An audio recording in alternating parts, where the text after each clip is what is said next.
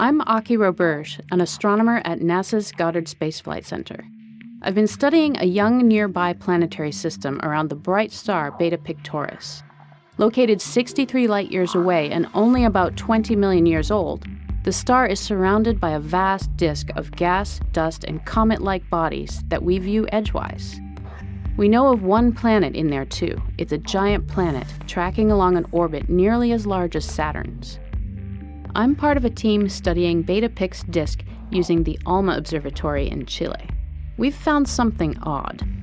A belt of carbon monoxide gas centered about 3 times farther from the star than Neptune's distance from the Sun. The total amount of gas is about 1/6 the mass of all the water in Earth's oceans. What's interesting is that incoming ultraviolet light should break up the carbon monoxide molecules in little more than a century on average. This means that the carbon monoxide must be resupplied by the breakup of icy comets. To produce the amount of gas we detect, we're looking at the equivalent of the total destruction of a large comet every 5 minutes.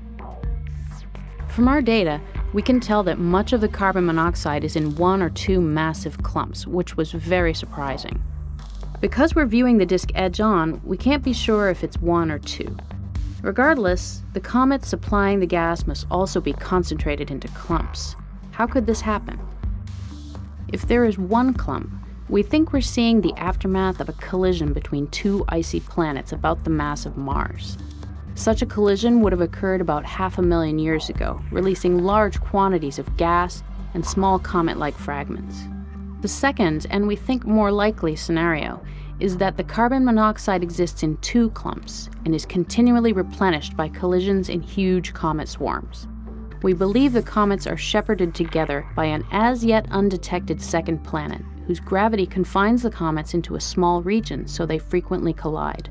A planet with roughly Saturn's mass could do the job. Other observations hint that the brightest clump is moving in a way that makes the 2-clump scenario more likely. Further observations will track it in better detail and help us confirm this dramatic picture.